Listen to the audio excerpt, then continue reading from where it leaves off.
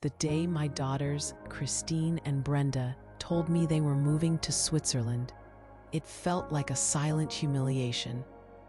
Their words still echo, not just in my ears, but deep in my chest. A cold ache that hinted at a truth they never saw. "You just don't understand the world anymore, Mom," Christine had said, her voice flat, almost bored. Brenda chimed in, equally dismissive. "Staying in this old house will only harm you." They said this while packing their bags, right there in the living room in front of me. Their European dream was unfolding, a dream to which I was very clearly not invited. They looked at me with this strange mix of pity and impatience. It was as if I were some old, dusty antique, a piece of furniture they didn't know where to put before they moved on with their grand plans. An inconvenience, a problem to be solved. That's how I felt, like an object at that moment, standing there in the living room, surrounded by the boxes and the buzz of their excitement. I felt like the most invisible person in the whole wide world. This wasn't just any living room, you see. This was the heart of the house, the home I had helped build with my own hands, my own sweat, alongside their father. Every nail, every paint stroke, every memory was ours. Yet they talked about their future, about the money they needed, about how selling our house would be the perfect solution to finance their new life. Life, my future, it seemed, was not part of their equation. It was just an obstacle, something to be removed. Their emotional coldness was a physical sensation, like a chill that went straight to my bones. There was no room for me in their vision, no space for my feelings, my history, my very existence. The rejection was clear, a stark absence of warmth that left me numb. What they didn't know, what they never bothered to ask, was that the V, a very old secret. It was a secret that was about to change absolutely everything. Not with a cry for revenge, no, nothing so loud. It would change things with the deafening silence of justice. A justice so profound, it would make their casual disdain seem almost childish. But the biggest surprise wasn't in their casual cruelty or their sudden distance. It wasn't even in the way they so easily discarded me.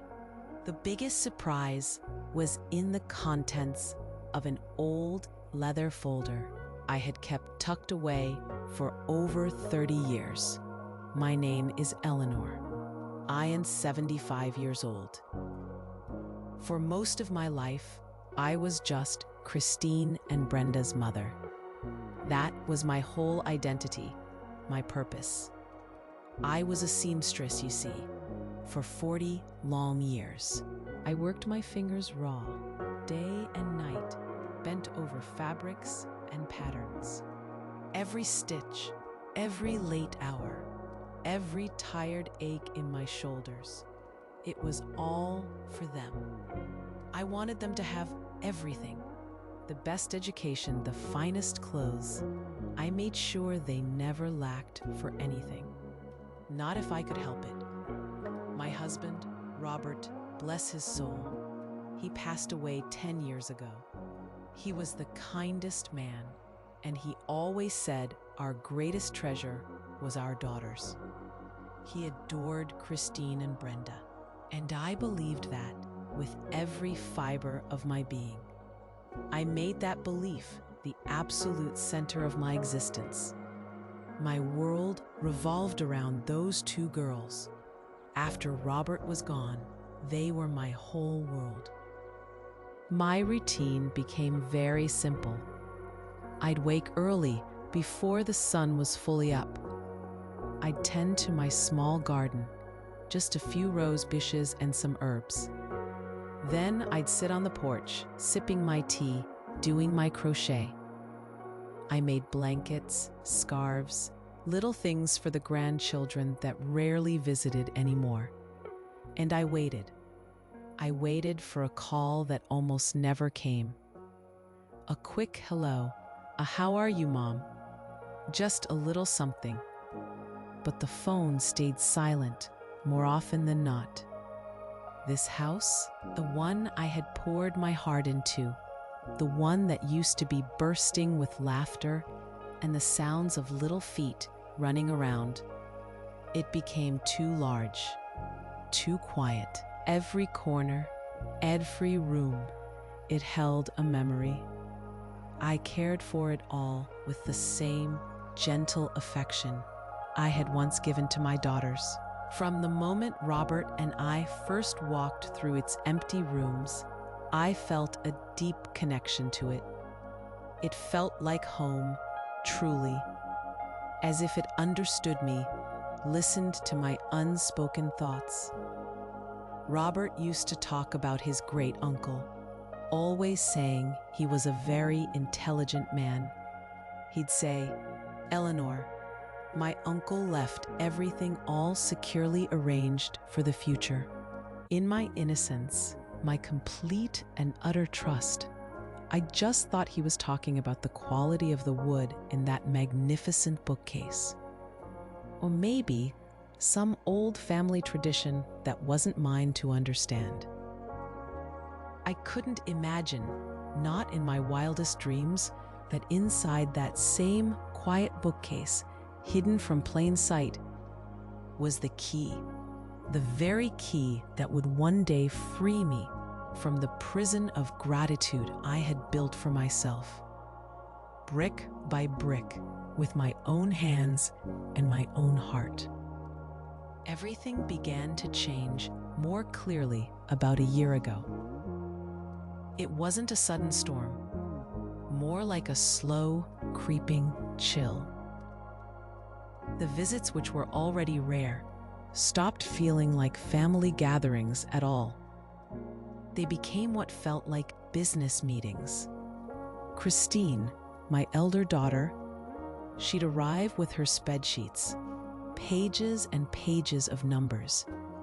Brenda, the younger one, she'd have glossy catalogs open to pictures of impossibly sleek, modern apartments in Geneva, places I couldn't even imagine. They never asked if I was well or if I needed anything. The conversation, it was always the same. The challenging economic climate back home, they'd say. The amazing opportunities in Europe, and how our house, this house, was just idle capital. Money sitting there, doing nothing. I tried to participate, to be mom. I'd offer them coffee. I'd bake a cake, one of their favorites, hoping the smell would bring back some warmth. But they'd refuse in a hurry. "We're on a diet, Mom," they'd say. A quick wave of the hand, a dismissive flick. While they were saying that, their eyes weren't looking at me. They were measuring the walls, the furniture, the land. I felt their gazes like tiny, sharp needles poking at every corner of my home, calculating the value of every piece of my life, every single memory I held here. The coldness, it was subtle, but it was constant. It seeped into everything. Slowly, they stopped inviting me for Sunday lunches. That used to be our tradition. Family, laughter. Then, it was just quiet. My granddaughters, too. The ones I helped raise. I spent countless hours with them when they were little, reading stories, teaching them to bake. Now they only sent me short, impersonal messages on my birthday. A quick text sometimes. No calls, no visits. Just a few words on a screen. Loneliness began to settle in a deeper way. It wasn't just the quiet house anymore. It was a pain that sat heavy in my chest, a pain I tried so hard to hide, even from myself. I'd make excuses. They're just busy with life, I'd tell myself. They're grown women, making their way in the world. They have important things to do. I'd whisper these justifications to the empty rooms, trying to make them true. But deep down, I knew something was profoundly wrong. Then came the day that shattered my carefully constructed excuses. They arrived without a word. No phone call, no warning. The doorbell rang, and there they were. And with them stood a man I didn't know. He carried a leather briefcase, and he looked around my living room with the critical eye of a stranger. He introduced himself as a property appraiser. Just like that. Unannounced. That was the day I understood. Truly understood. Their lives no longer included me. The final humiliation. It happened on a Saturday afternoon. I remember the light slanting through the window, making dust motes dance in the air. A perfectly ordinary Saturday. Except it wasn't.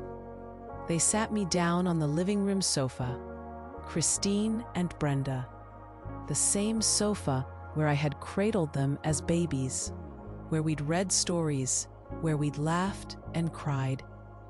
It felt like a stage for a play I didn't want to be in, with a coldness I never thought possible from my own daughters. They announced it. The tickets to Switzerland were bought. Done.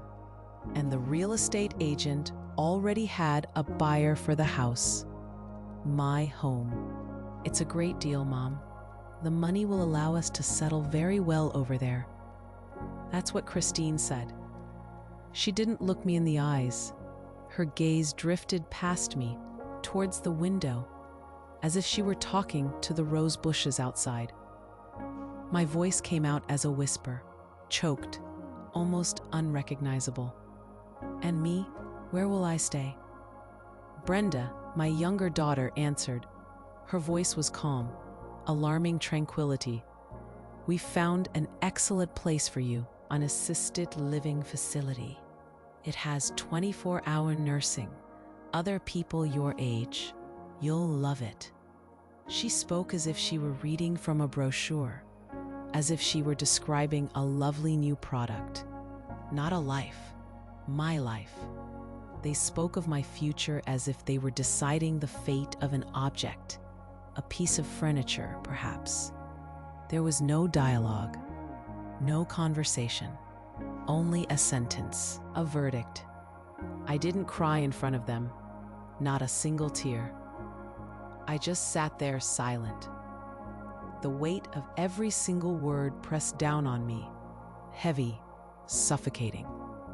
Their contempt, it was so great, so absolute, it took my breath away. It felt like a punch to the gut, but silent, internal.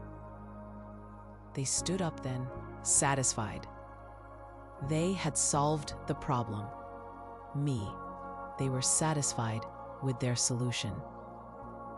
And then they left. They just stood up, turned, and walked out. They left me alone in the living room. The echo of their cruel decisions hung in the air, a physical presence. My home, suddenly a cavern of loneliness. In that silence, the woman who only knew how to love and give, the Eleanor who had defined herself by her daughters, by her unwavering care for them, that woman died, right there on that sofa. And another woman, one I didn't know, one with a quiet, steely resolve, began to be born. They left to celebrate, I could almost hear their excited voices, planning their new lives, free of the burden of their old mother. And it was at that exact moment, in the utter stillness of my emptied home, that I decided I would no longer be a victim in my own story. After the door closed, after their footsteps faded down the path and the quiet settled back into the house, something strange happened. I didn't feel despair. Not anymore. Not that crushing, soul-numbing kind of despair. Instead, a deep, almost unsettling calm washed over me. It was like the surface of a pond suddenly becoming still after a stone had been thrown in. A strange, quiet strength. I walked through the silent living room. My eyes went straight to the big rosewood bookcase, the one my daughters had looked at with such calculating, dismissive eyes. Just another piece of old furniture, valuable only for its wood, a cumbersome item that took up too much space. But for me, it was so much more. It was a memory, a connection. My husband, Robert, bless his soul, he had shown me a secret drawer on that bookcase years ago.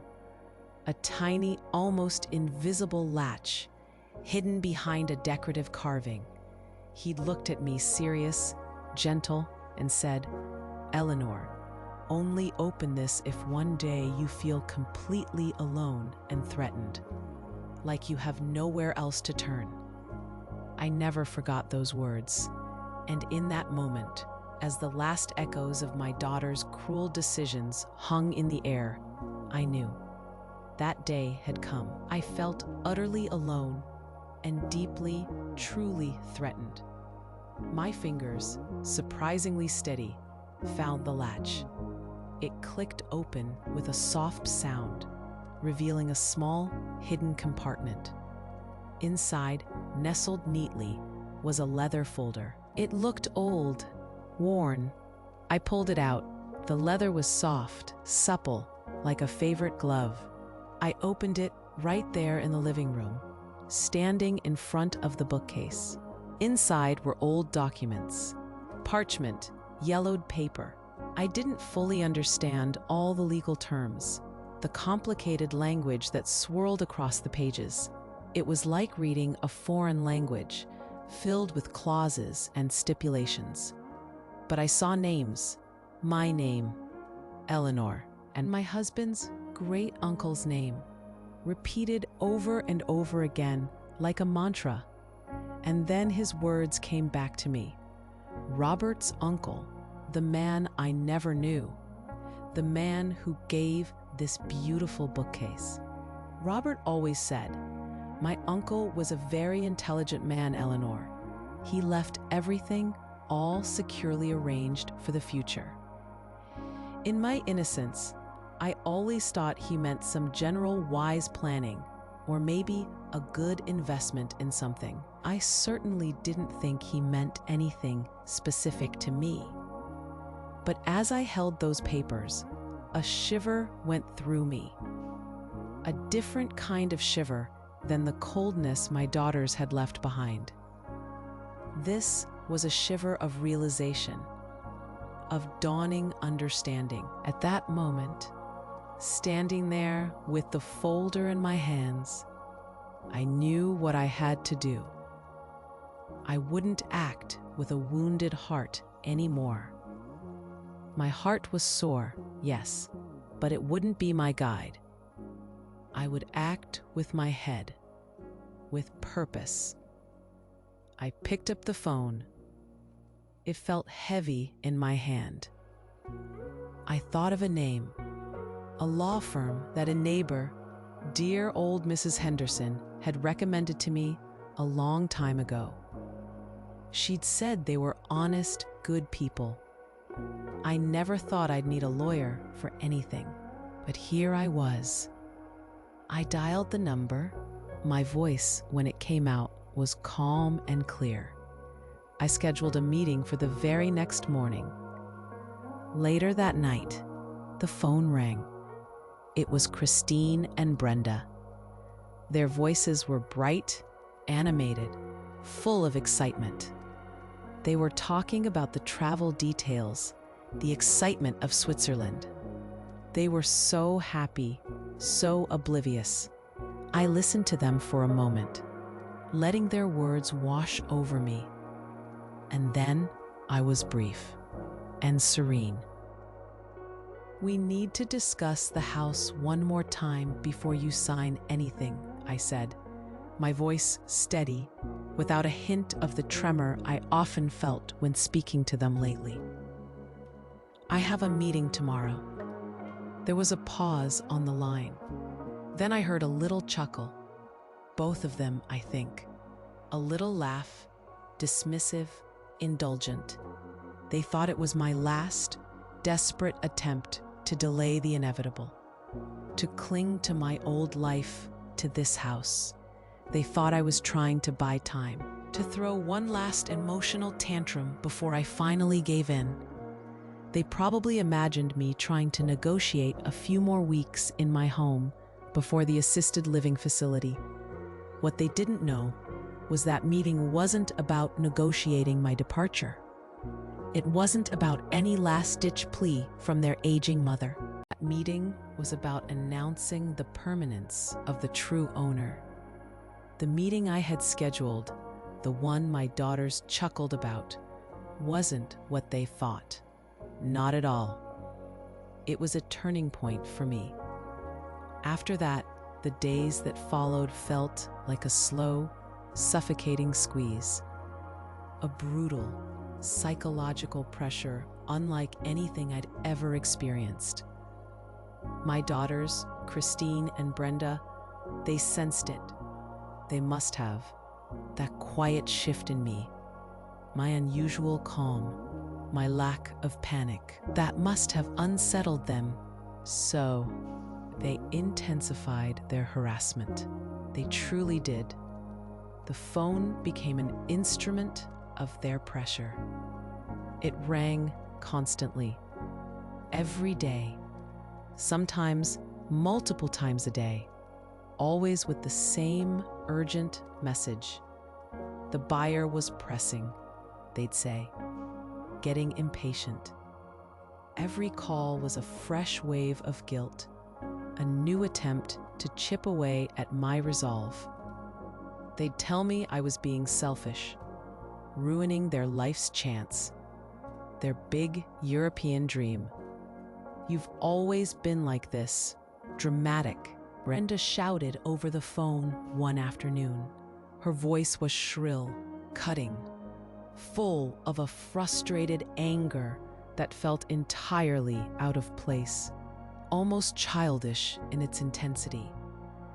"Do you want to ruin our happiness over some old walls?" Old walls. My home. My life.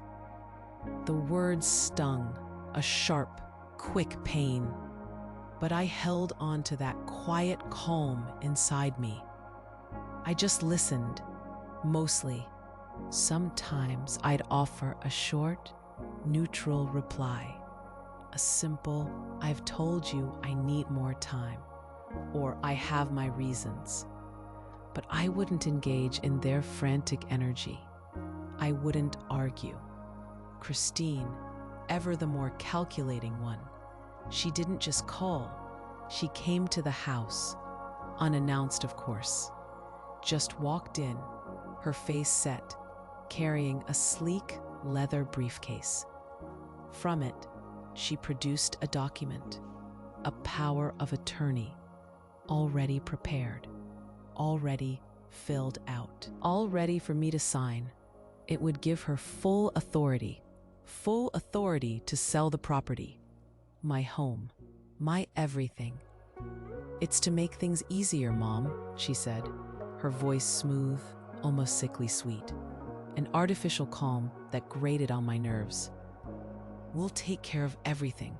You don't need to worry about a thing." She held out the pen. The pen in her hand looked like a weapon, small and dark, pointed directly at me. And that sheet of paper, held out so innocently, felt like my complete, absolute surrender to their will. I looked at the document. I looked at Christine's expectant face. My heart was pounding, a steady drum against my ribs, but my outward composure, it remained. I calmly refused to sign, just shook my head gently. A simple no. No explanation, no argument, no tears, just a quiet refusal. Her face tightened. The sweetness vanished, replaced by a cold, hard glare. But she didn't push. Not then. She just folded the paper, put the pen away, and left. The silence she left behind was heavier than ever. A vacuum where their frantic energy had been. After that, the loneliness deepened. It was a suffocating kind of loneliness. They stopped speaking to me entirely.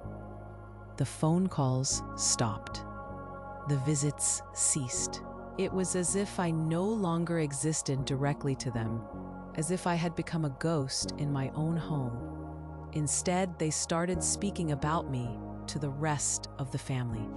I heard whispers, bits and pieces from distant relatives, vague apologies about not being able to call.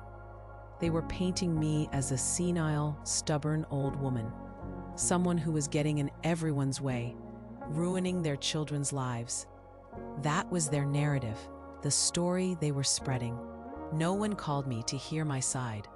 Not my sister, not my brother, not even my nieces or nephews who used to visit so often, whose birthdays I always remembered. No one. It was just me, completely alone, surrounded by their greed, their ingratitude, their absolute coldness. The pain of that abandonment, it was immense, a raw, aching wound in my chest. To be so utterly isolated by the very people you'd poured your life into. It was a new kind of suffering, deep and profound. But my decision, it had already been made. It was fixed, like a stone in the ground, unmoving. I wasn't going to waver. I just knew. In the quiet of my home, surrounded by the echoes of their disdain, I was simply waiting for the right moment, the perfect stage, the moment when the truth, the real truth, would finally come out, and it would change everything. And it would change everything. I scheduled the final meeting in my own house, my home. I picked a Tuesday morning, a day my daughters usually kept free for their endless planning sessions. I called them, my voice calm, neutral, saying I had a proposal to discuss regarding the house, a final proposal. They arrived promptly, almost precisely on time, their smiles bright, confident, almost triumphant. I could see it in their eyes. They were so certain of victory, so sure I had finally given in. They probably imagined I was going to agree to the assisted living facility, perhaps just haggle for a slightly larger room or a place with a better garden. Their faces were flushed with a quiet, smug satisfaction. But then they walked into the living room, and their smiles faltered. Their eyes widened, just a fraction. To their surprise, I wasn't alone. Sitting beside me on the sofa, looking perfectly at ease, were two very well-dressed gentlemen, Mr. Davies and Mr. Thorne. They were the lawyers from the firm Mrs. Henderson had recommended. They sat tall and composed, their hands resting on their knees, radiating a quiet authority. "Who are they?" Christine asked, her voice sharp, tinged with that familiar arrogance. She looked at me, then at the two men, her eyes narrowing slightly. Her perfect, celebratory morning was already being ruffled. "They are my lawyers," I replied. My voice was calm, so calm, a calmness that seemed to disarm them instantly. It was like a soft click in the quiet room. Their expressions shifted. The triumph began to drain, replaced by a flicker of confusion. Mr. Davies, a kind-faced man with silver hair, then opened a sleek leather brief he had placed on the coffee table. He looked up, his gaze steady, first at me, then at Christine and Brenda. "Ladies," he began, his voice clear and professional, yet not unkind. "Your mother, Mrs. Eleanor Vance, has contacted us to clarify the situation of this property." He didn't wait for a response. He simply began to reveal the truth, document by document. Each paper he took out of the brief, each sentence he spoke, chipped away at their certainty, at their carefully constructed future. He explained it all. The house, and not just the house, but a substantial investment portfolio. He said it never, not for a moment, belonged to their father, Robert. He detailed how everything, every single penny, every brick, every share, was part of a trust fund left specifically by Robert's great-uncle, directly to me, Eleanor Vance, as the sole beneficiary and owner. He emphasized the words sole, beneficiary, owner. The silence that followed was the loudest thing I had ever heard. It wasn't just quiet, it was a roaring, deafening silence that filled every corner of the room, every space between us. It pressed down on them. Their faces. Oh, their faces. I watched as their expressions went from that smug triumph to utter confusion, then to pure, raw panic. It was a rapid, horrifying transformation. "That's impossible," Brenda stammered, her voice high-pitched, almost a squeak. Her eyes darted from Mr. Davies to me, then to Christine, as if looking for a lifeline, an explanation. "Dad said the house was ours. He always said that." Her words hung in the air, desperate. Mr. Thorne, equally composed, then presented the final piece, a large, official-looking document, the original deed, and beside it, a certified copy of the great-uncle's last will and testament. He laid them gently on the coffee table, right next to the open brief. There was no room for doubt, not anymore. The papers were clear. The signatures were undeniable. The house was mine. It had always been mine. It was a strange, chilling realization that settled over me in that moment. The humiliation I had suffered, the endless pressure, the dismissive words, the attempts to push me out, it had all happened right here, on my own property. A truth that made their cruelty even more grotesque, even more unforgivable. They weren't trying to evict me from their house. They were trying to evict me from my own home, my very own home.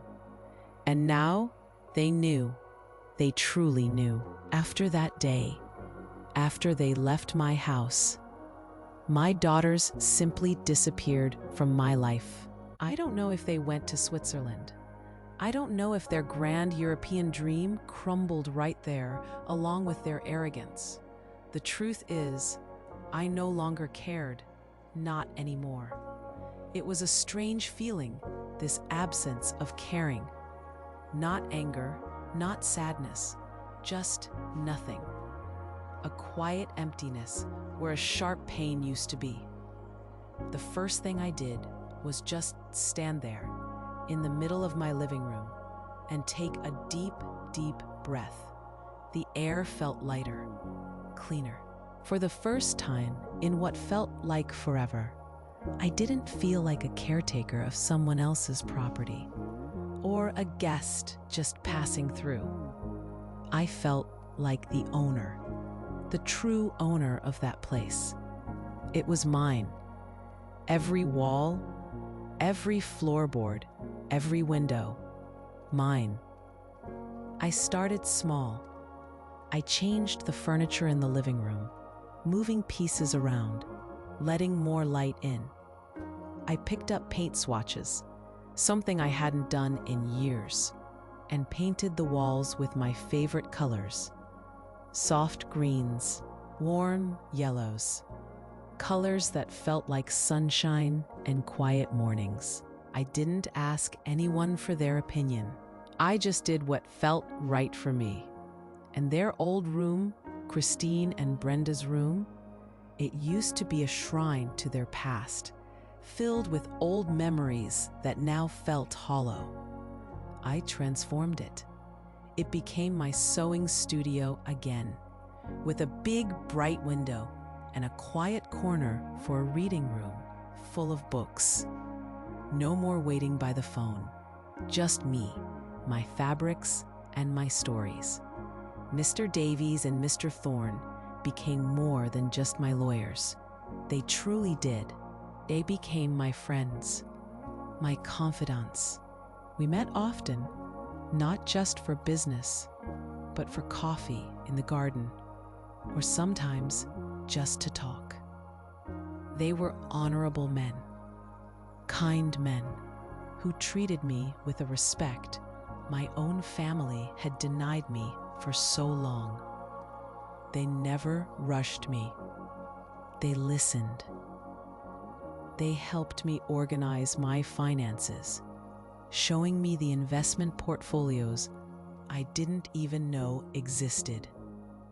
They taught me about the assets I had, things Robert's uncle had arranged so carefully, things that had been quietly growing for decades, while I was just sewing clothes and waiting for phone calls. With their steady support, their quiet guidance, I found a peace I hadn't felt in decades. A deep, quiet calm settled over me, like the dust after a storm. On a quiet afternoon, a few months later, I remember it clearly. The sun was warm, and I was having coffee with Mr. Davies and Mr. Thorne in my newly planted garden. The roses were just starting to bloom. In that moment, surrounded by beauty and genuine companionship, I made my final decision. It felt right. It felt true. I went to the notary public's office a few days later. I sat down with a new lawyer, one they recommended, and drafted a new will. It was simple. I left everything, every penny, every brick of this house, this home I loved, to the two men who had restored my dignity, who had shown me kindness when my own blood had not. It wasn't an act of revenge against my daughters. No, it wasn't. It was an act of gratitude, and it was an act of justice. My heirs, I decided, would be those who valued me for who I am, who saw me, really saw me, and not just for what they thought I could give them. My new life wasn't luxurious in the way my daughters dreamed of their Swiss villas, but it was rich. Rich in peace, rich in respect, and above all, it was rich in freedom. My new life wasn't luxurious, but it was rich in peace, respect, and above all, freedom. I sit here now, sometimes, in my beautiful, sunlit reading room, or out in my little garden, sipping tea, and I look at my story, my own life, and I can't help but think of how many other women, how many other mothers must go through this quiet pain, this deep, profound injustice. They go through it in silence. They don't have lawyers, or secret documents, or even a voice to speak up. They just endure. They give their entire lives, you see, every ounce of their energy, every heartbeat. From the moment their children are born, they pour everything into them. Their time, their dreams, their very identity. They sacrifice so much, without a second thought, without asking for anything in return. They simply give. And then, in the end, when they are older, when they are no longer seen as useful, they are treated just like that, treated like a burden, an inconvenience, as if their worth, their very presence, has an expiration date stamped on it. As if their love, their unwavering devotion, somehow expires once their youth fades. My daughters, Christine and Brenda, they truly thought my power lay in the money, in the value of this house. They calculated it, they measured it, they saw it as capital, something to be sold to finance their dreams. They saw me as an obstacle to that capital, an old woman holding on to an old house, standing in the way of their new life. They thought if they just pushed hard enough, manipulated enough, that I would break, that I would sign the papers, move into that assisted living facility, and disappear into the background. Just another quiet, compliant elder. They thought they had all the power because they had the ambition, they had the youth, they had the spreadsheets. But my true power, it wasn't in any document. It wasn't in the brick and mortar of this home. My true power was always, always in my dignity. It was in the quiet strength I found in myself when I was pushed to the very edge. It was in the calm decision I made to not be a victim. To stand up, not in anger, but in truth. It was in reclaiming my own story, my own life. And you, as you listen to my story, have you ever felt that? Have you ever been treated as if you were invisible by those who should protect you most? By those you loved with every fiber of your being? Have you ever felt that your love, your unwavering care, was seen not as a gift, but as an obligation? And your presence, once cherished, was now nothing more than an inconvenience, a problem to be managed, or simply to be removed? It's a heavy question, isn't it? Because it touches on something so fundamental, the need to be seen, to be valued, to be loved, not for what you can give, but for who you are. Remember that. Please, remember it. Your worth is not in anyone's approval, not your children's, not your partner's, not society's. Your worth is not measured by your productivity, or your youth, or how much you can give, or how much you own. It's right there, inside you. It always has been. It's waiting, waiting for the right moment to reveal itself, to shine. It's never too late to reclaim your place in the world, to say, no, this is who I am, this is my worth. And perhaps even more importantly, It's never too late to reclaim your place within yourself, to find that quiet, unbreakable dignity that no one can ever take away, no matter how much they try, no matter how cold their words, no matter how much they calculate and plan. That dignity, that true self, it is always yours, waiting, waiting. And now I can truly say, I am here, fully here.